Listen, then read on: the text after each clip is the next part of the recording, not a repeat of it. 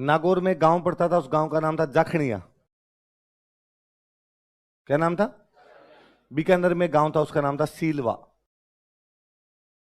क्या नाम था? इन दोनों की बाउंड्री मिलती है आपस में, नागौर बीकानेर की सीमाएं मिलती है। इधर एक गांव पड़ता है जाखड़िया, इधर एक गांव कौन सा है? सील। इस जाखड़िया गांव में कोई किसान का एक खेत है, इधर इस किसान का एक खेत है। इधर वाला जो किसान था उसके खेत में एक मतीरे की बेल थी। मतीरा समझते हो? तो मतीरे की बेल थी, तो वो किसान के कौन से खेत में थी? जाखड़िया वाले के। मतीरा लगा जाके यहाँ, तो ये दोनों किसान लड़ लिए। नागौर वाले किसान का कहना था मतीरा मेरा, और बीकानेर वाले किसान का कहना था मतीरा। तो पहले दोनों किसान लड़े, बाद में इनके परिवार लड़े, बाद में दोनों गांव लड़े, फाइनली दोनों राजाओं ने आमने सामने सेनाएं लगा दी।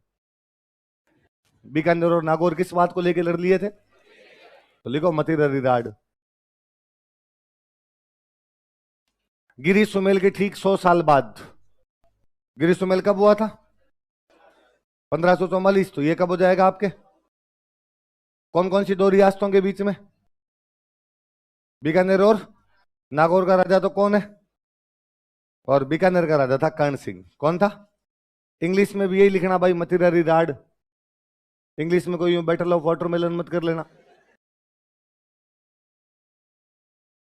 राड, राड का मतलब होता है लड़ाई। राड का मतलब क्या होता है? मतीरा आप जानते हो।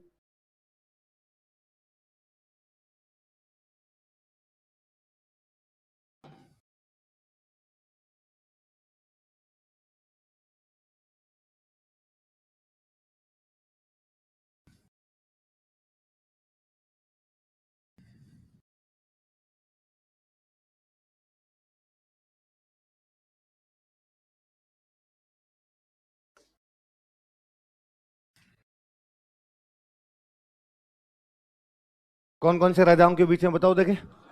अमर सिंह और कर्ण सिंह। कर्ण सिंह कहाँ का राजा? ये भी लिख लेना, इधर वाले गांव के नाम थोड़ा लिख लेना ताकि दिमाग में रहे आपकी बात, कि बीकानेर साइड में कौन सा गांव था, नागौर साइड में कौन सा गांव था।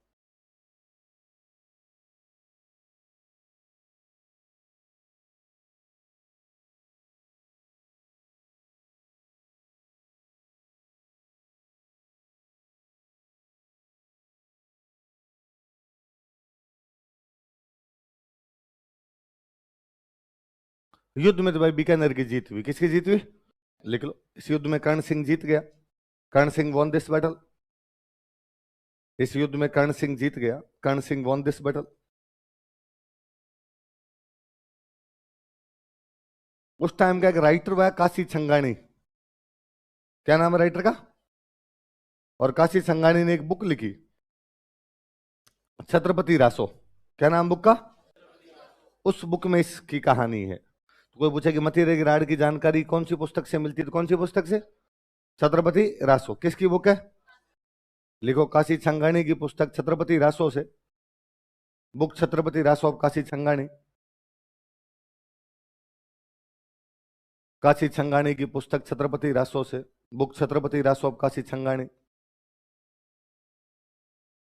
काशी छंगानी की पुस्तक छत्रपति रासो से, बुक छत्रपति रासो ऑफ काशी छंगानी।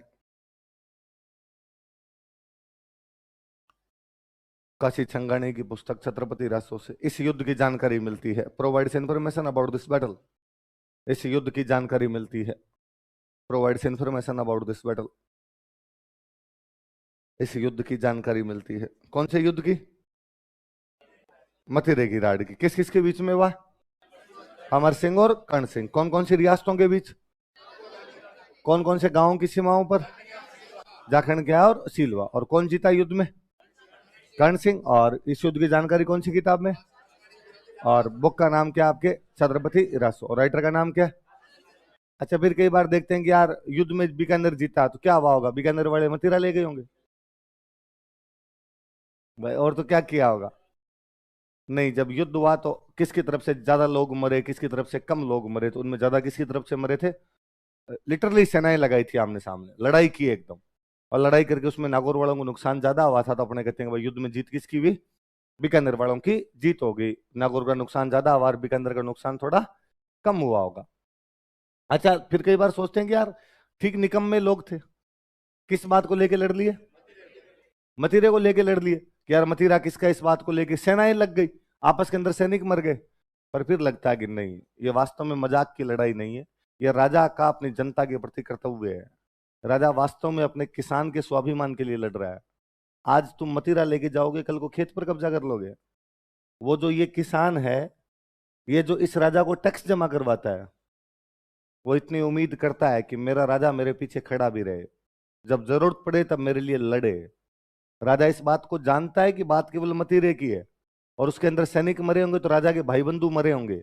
उसके बावजूद राजा ने अपनी सेना लगा दी थी, क्योंकि उसे लगता था कि नहीं, यदि किसान का ये विश्वास खत्म हो गया कि मेरा राजा मेरी रक्षा नहीं कर सकता, तो किसान टैक्स क्यों देगा मुझे।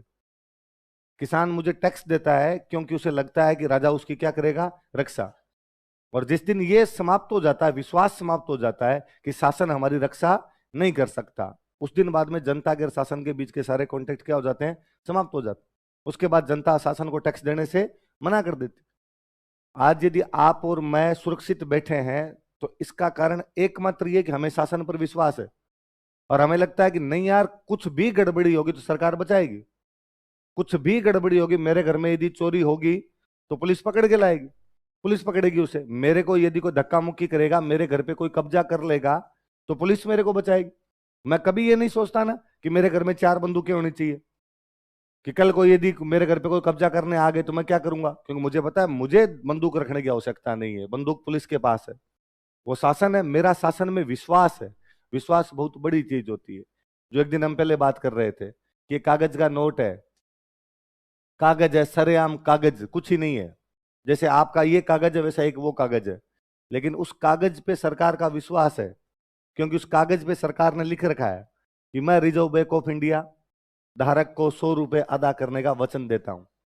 बस उस एक लाइन के भरोसे पर आप किसी को जाके कहते हो कि ये ले 100 रुपए मेरे को चीज दे दे, और वो दे देता है।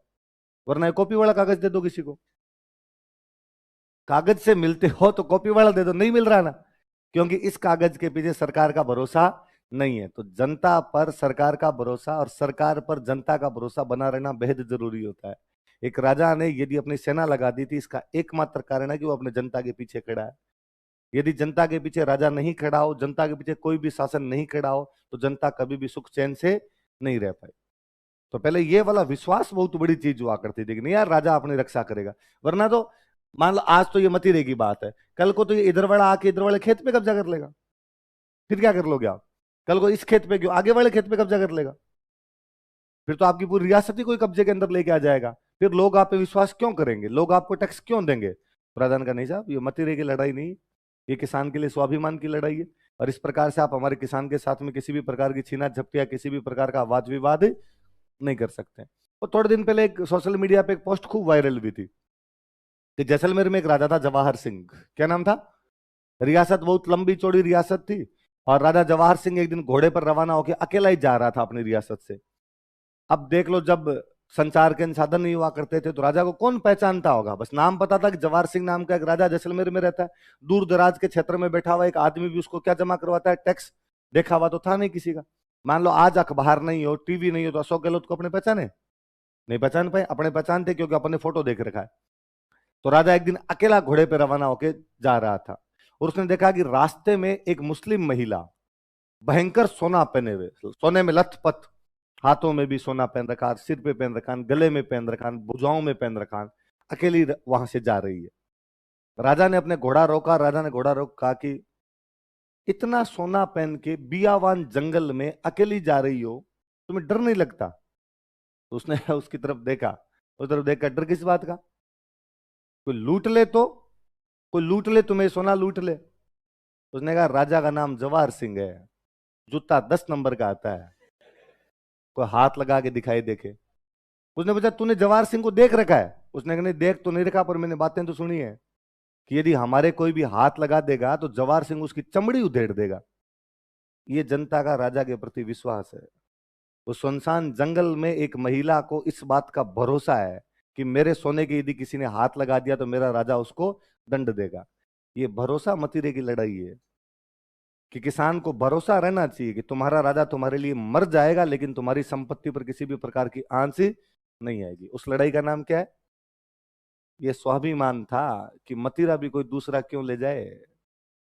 मतीरा भी लेके जाएगा तो हमसे पूछ के लेके जाएगा, वरना तो आनिया बानिया आगे थप्पड़ मार के कुछ ही ले जाएगा आपसे। कब हुई है मतीरे की लड़ाई? कौन जीता इसमें? उस टाइम कर्ण सिंह और अमर सिंह दोनों आगरा रहते थे। मुगल बादशाह था शाहजहां, दोनों शाहजहां के मनसबदार थे। मनसबदार समझते हो? दोनों शाहजहां के मनसबदार थे। अच्छा, अमर सिंह को समाचार मिला गया यार युद्ध में हार गए अपने वाले सैनिक, गए युद्ध में हार के आ गए, अपने सैनिक ज्यादा मरे। तो अमर सिंह ने शाहजहां के पास अर्जी लगाई कि भाई मुझे नागौर जाने की छुट्टी दी जाए, नागौर जाने की छुट्टी दी जाएगी, मुझे नागौर जाना छोड़ दो। उसको लगा यार मैं देख के तो हूँ कितने सैनिक मरे, क्या हुआ, क्या बात नहीं हुई है। ये बात कर्ण सिंह को भी पता चली कि अमर सिंह कहाँ जाने का प्रयास कर रहा है, नागौर। तो कर्ण सिंह को लगा यार इसको रोका जाए कैसे न कैसे करके, ये नागौर जाएगा और पंगा लेगा वहां पे। शाहजहां के दरबार में उसका एक रक्षा मंत्री हुआ करता जिसका नाम था सलावत खान। क्या नाम था?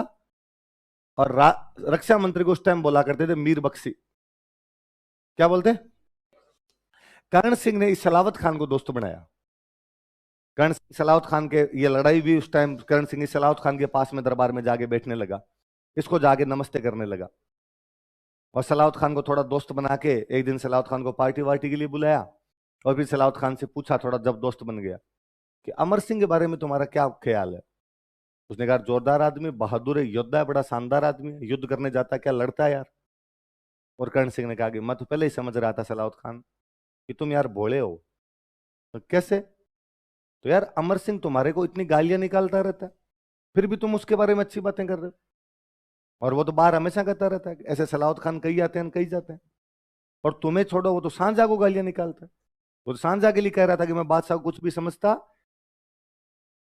सलावत खान को लगा यार, सलावत खान का नहीं नहीं ऐसे थोड़ी कहता होगा। तो कर्ण सिंह ने वापस चाल चली। कर्ण सिंह ने कहा चलो तो एक बात बताओ, आज दिन तक कर्ण सिंह ने तुम्हें कभी नमस्ते किया है? उसने कहा ना यार, नमस्ते तो नहीं किया कभी। अब सलावत खान नोटिस और करता डेली कि अमर सिंह दरबार में आया और बिना बात किए, बिना नमस्ते किए वहां से सांझा से बात की और सीधा सीधा चला गया। अब कर्ण सिंह तक देख लो कितना एटीट्यूड है।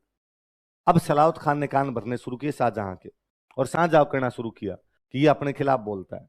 सांझा थोड़ा समझदार आदमी था, सांझा को लगता था यार इस बातों में ध्यान नहीं देना ज्यादा। सांझा ने कहा ठीक है देखेंगे देखेंगे। इतने में उसने अर्जी लगाई कि मुझे नागौर जाना है। सलावत खान ने अर्जी कैंसिल कर दी। सलावत खान ने कहा नागौर जाने की कोई भी छुट्टी नहीं है। तो अमर सिंह बिना परमिशन लिए वहां से नागौर चला गया। तो कर्ण सिंह ने और कहा कि देख लो, मैंने तो पहले ही कहा था तुम्हें कुछ ही नहीं समझता है, और देख लो तुम्हारे से तो बिना परमिशन लिए वो चला गया। और तुम लेटर लेके पूछो कि बिना परमिशन लिए कैसे चले गए। उसने लेटर लेके पूछा लेकिन उसने कोई भी रिप्लाई नहीं दिया। थोड़े दिनों बाद वो आया वापस, अमर सिंह आगरा आया। अमर सिंह आगरा आया तो कर्ण सिंह को पता चला कि अमर सिंह आगरा के अंदर आ गया। कर्ण सिंह को पता चला कि भाई अमर सिंह आया हुआ आगरा में, कल शाहजहां के दरबार में पेश होगा। तो उसने जाके फिर सलावत खान के कान भरे। सलावत खान शाहजहां का साड़ा और लगता था, बड़े पद पर और था, मीर बख्शी और था। उन जा कान भरे फिर कि अमर सिंह आ गया और कल तुम्हारे दरबार के अंदर आएगा। हिसाब तो ये कहता है कि कल दरबार में आते पहले तुमसे माफी मांगे कि गलती हो गई, जल्दी में जाना पड़ गया, लेटर का रिप्लाई भी नहीं कर पाया, पर मुझे पक्का पता है वो तुमसे माफी नहीं मांगे। सलावत खान ने कहा नहीं कल मांगेगा, इतनी बड़ी गलती की कल तो माफी मांगेगा। अगले दिन कर्ण सिंह और सलावत खान दोनों बैठे हुए, अमर सिंह आया, वो क्यों देखना था उनकी तरफ, वो चुपचाप उनके पास से निकलने लगा। तो कर्ण सिंह ने वापस, कौन मरीज जा रहा है, तुम्हारी तरफ तो देखा ही नहीं इसने। और सलावत खान आग बबूला लाल पीला हो रखा था एकदम। और सलावत खान ने पीछे से कहा कि गंवार पता नहीं कहां कहां से उठ के आ जाते हैं। तो जैसे गंवार का अमर सिंह को पता चला कि मुझे गंवार का है, वो वापस मुड़ा। उसके पास कटार थी, कटार जानते हो, तलवार नहीं, तलवार नहीं, छोटी कटार जो दूल्हा दूल्हा डाल के रखता है, उसके पास वो कटार थी। उसने कटार निकाली, सलावत खान के बाल पकड़े, वही सांझ जाके दरबार में सलावत खान को कटार ही कटार दे के मार दिया था। अब जब वो कटार से उसको मार रहा था सलावत खान को, तो आसपास के राजा तो भाग भूग गए, उन्हें लगा डाकी मारेगा दो चार को और को। अमर सिंह जब उसको मार रहा था, अमर सिंह की समझ में आ गया कि यार मैं सलावत खान को मार रहा हूं जो मीर बख्शी है, ये सलावत खान जो सांझा का साड़ा है, और इसको मारने का मतलब है सांझा अपने को फांसी लगाएगा। तो उसके दिमाग में आया कि क्यों ना सांझा को सलटाई दिया जाए। और उसने वो कटार निकाली, सांझा आगे सिंहासन पर बैठा हुआ था, और सांझा की तरफ भागा कि बहुत दिन हो गए रे तुझे लेटर भेजते हुए मेरे पास। सांझा को लगा आज मरेंगे जिसमें कोई शक नहीं है। तो कहते सांझा जहां बैठता था सिंहासन पे, उसके ठीक पीछे एक दरवाजा था, और वो दरवाजा वहां खुलता था जहां महिलाएं रहती थी, जनाना, जहां जनाना की रहने की जगह थी, वहां पे जाके खुलता था। तो सांझा ने तो हाथों हाथ चप्पलें हाथ में ली, वो तो उधर महिलाओं के अंदर भाग गया। क्योंकि सांझा एक बात जानता था कि राजस्थान का बंदा है, महिलाओं के बीच में कभी भी अपने डोकरे, अभी तक जहां महिला रहती है वहां नहीं जाते, और जाना भी पड़े तो पहले मिस कॉल देके जाते हैं। ऐसे नहीं वैसा।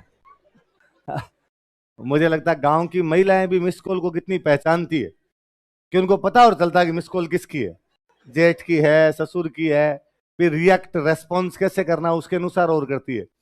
तो भाई वो शाहजहां तो उनके बीच में जाके बैठ गया। अमर सिंह वहां से बाहर निकलता है, और बाहर निकल के उसका एक पठान दोस्त था बाहर, और उस पठान दोस्त ने अमर सिंह को शाबाश मेरे चीते, क्या मारा यार भयंकर आज तो। पर उसने कहा पर यार ये सूचना नीचे तक चली गई, और नीचे मुगलों की फौज खड़ी है तेरे को पकड़ने के लिए। अब तेरे पास एक इलाज है, तो किले के ऊपर से एक दरवाजा जो है इसकी तरफ सिक्योरिटी नहीं है, यहां से भी ऊपर से घोड़ा कूदा दे तो तेरी पार पड़ जाए। तो आगरा किले का वो एक दरवाजा था जिसका नाम था बुखारा दरवाजा। क्या नाम था? बुखारा उज्बेकिस्तान का एक शहर है। कहां का शहर है? उज्बेकिस्तान का एक शहर है। मुगल खुद उज्बेक थे। मुगल कहां से आए थे? उज्बेकिस्तान। तो दरवाजों के नाम से बुखारा दरवाजा रख लिया करते। या आप इस बात को यूं मान लीजिए कि शहर का दरवाजे के नाम वैसे होता था जिस तरफ वो दरवाजा खुलता था। जैसे जयपुर का वह दरवाजा जो सांगानेर की तरफ खुलता है, क्या हो गया? सांगानेरी गेट। वह दरवाजा जो अजमेर की तरफ खुलता है, और ये तो मैं जोधपुर जाता हूं तब मुझे और बड़ा जोरदार लगता है, गेट के नाम Nagauri gate, Merti gate, Jalori gate, Siwanchi gate, Sojati gate. Sojat की तरफ खुले, सिवाना की तरफ खुले, नागौर, मेड़ता, जालोर जिधर खुलता है उधर ही क्या हो गया? उसका नाम हो गया। तो वैसे वैसे आगरा किले का वह दरवाजा जो उज्बेकिस्तान के बुखारा शहर की तरफ खुलता है उसका नाम क्या था? कहते अमर सिंह यहां से निकल के और ये तो वापस नागौर आ गया आपने। सांझा थोड़ी देर बाद में जब हलचल थोड़ी कम हुई, बाकी राजा चुपचाप आगे दरबार में बैठने लगे, लाश को उठा के लेके गए वहां से, तब सांझा ने गेट खोल के धीरे से वापस देखा। तो बाकी राजाओं ने कहा सर आ जाओ, और वो सलवार सूट चेंज कर लेना, आप भाग गया हो। सांझा ने कपड़े वपड़े चेंज किए होगे अंदर जाके। कहते सांझा जब दरबार में आके बैठा तो सांझा ने खुद कहा उस दिन कि अमर की कमर में कहां की थी कटारी? कटार थी। तो अमर की कमर में कहां की थी कटारी? आज वो कटार थी कहां की?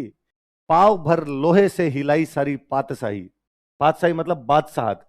कटार में कितना लोहा लगा होता है? पाव। कि पाव भर लोहे से हिलाई सारी पातशाही, कि आज पाव भर लोहे की छोटी सी लेके आया था, फिर भी पूरी बादशाह लागे चला गया। होती समसेरी तो छिनाई ले तो आगरी। आज यदि लंबे वाली लेके आता, पूरी तलवार लेके आता, तो क्या छीन लेता वो आदमी। पर सांझा गुस्सा आया, सांझा को लगा यार मेरी आंखों के सामने मेरे साले को मार गया।